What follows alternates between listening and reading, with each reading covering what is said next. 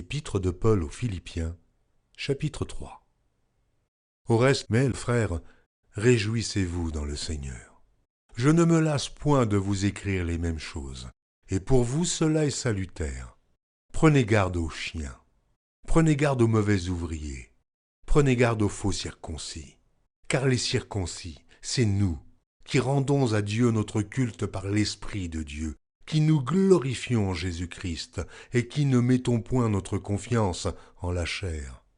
Moi aussi, cependant, j'aurai sujet de mettre ma confiance en la chair. Si quelque autre croit pouvoir se confier en la chair, je le puis bien davantage.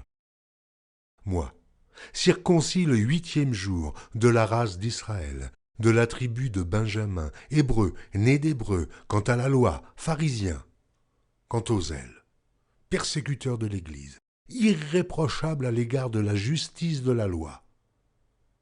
Mais ces choses qui étaient pour moi des gains, je les ai regardées comme une perte à cause de Christ.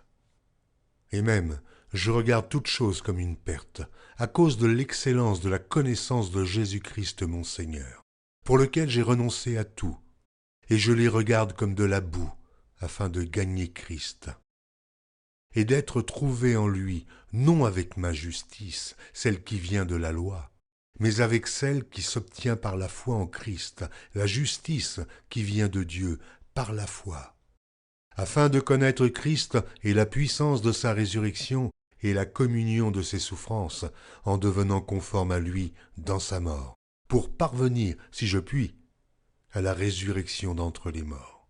Ce n'est pas que j'ai déjà remporté le prix, ou que j'ai déjà atteint la perfection, mais je cours pour tâcher de le saisir, puisque moi aussi j'ai été saisi par Jésus-Christ. Frères, je ne pense pas l'avoir saisi, mais je fais une chose, oubliant ce qui est en arrière, et me portant vers ce qui est en avant. Je cours vers le but, pour remporter le prix de la vocation céleste de Dieu en Jésus-Christ. Nous tous donc qui sommes parfaits, ayons cette même pensée. Et si vous êtes en quelque point d'un autre avis, Dieu vous éclairera aussi là-dessus. Seulement, au point où nous sommes parvenus, marchons d'un même pas. Soyez tous mes imitateurs, frères, et portez les regards sur ceux qui marchent selon le modèle que vous avez en nous. Car il en est plusieurs qui marchent en ennemis de la croix de Christ. Je vous en ai souvent parlé, et j'en parle maintenant encore en pleurant. Leur fin sera la perdition.